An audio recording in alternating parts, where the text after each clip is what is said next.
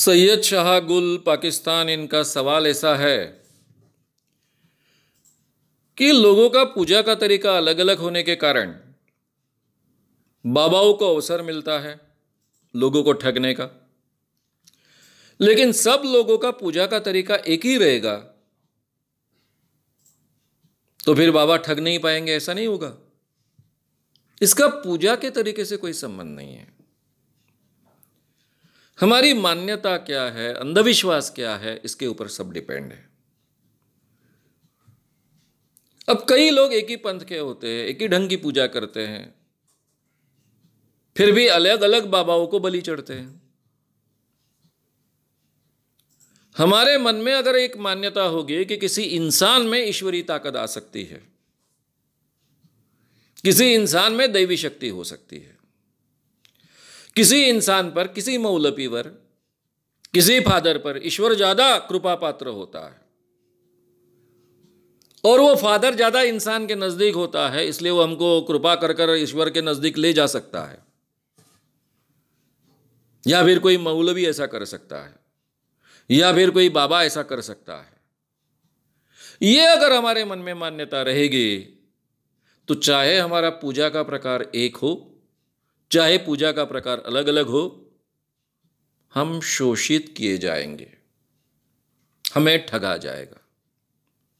सीधा common sense है। अगर भगवान को प्राप्त करना है तो मैं डायरेक्टली प्राप्त कर सकता हूं ना। उसके लिए फादर की बीच में क्या जरूरत है, मौलवी की क्या जरूरत है, किसी बाबा की क्या जरूरत है। इन पर वो ज्यादा प्रसन्न है, इन पर वो ज्यादा कृपा करते हैं, इसका कोई प्रमाण है? अगर इंसान पर वो कृपा कर सकते हैं तो मुझ पर भी करा सकते हैं, मैं डायरेक्टली करूंगा। और अलग अलग पूजा के प्रकार हो चाहे एक प्रकार हो, इसमें कोई मध्यस्थ एजेंट में आने नहीं दूंगा।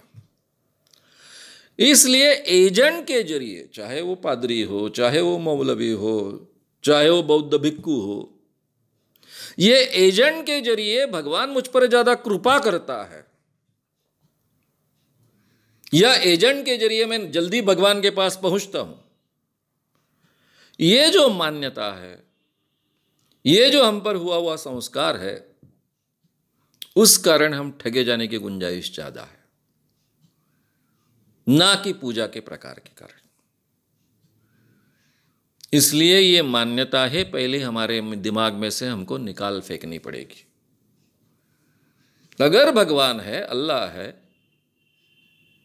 गॉड है, तो हम उसको डायरेक्टली प्राप्त कर सकते हैं।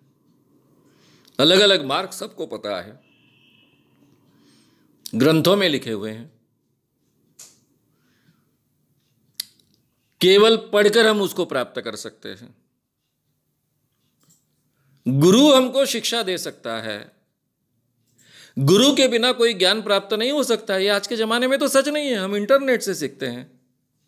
एक बार प्राथमिक पढ़ने की क्षमता हम में आई तो उसके बाद में कोई भी ज्ञान बिन गुरु भी आज के जमाने में हम प्राप्त कर सकते हैं। ऐसे जमाने में आज जी रहे हैं हम। तो इसलिए ये मान्यताएं हमको बदलनी पड़ेगी। केवल प्रार्थना के तरीके एक होने के कारण यह संभव नहीं है। उल्टा तो मैं कहता हूं कि आपके प्रार्थना के तरीके अलग अलग होते हैं, उसके बहुत फायदे भी होते हैं। अलग अलग लोगों के साथ को जोड़ लेने, अलग अलग लोगों को सहने की क्षमता आपकी बढ़ती है, क्योंकि हम ही में से कई लोगों के प्रार्थनाओं के तरीके अलग अलग हैं। अलग अलग प्रार्थनाओं के तरीके होने के बावजूद हम एक है ऐसा हमको लग सकता है।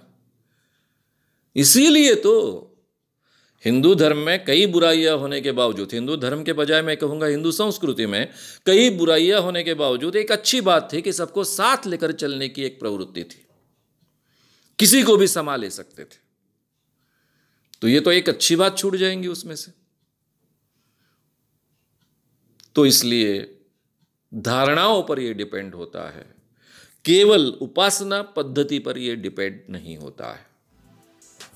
अगर आपको ये वीडियो पसंद आया हो तो उसे ज़रूर लाइक करें, लोगों में ये अवेयरनेस फैलाने में हमारी मदद करें, वीडियो को ज़रूर शेयर भी करें।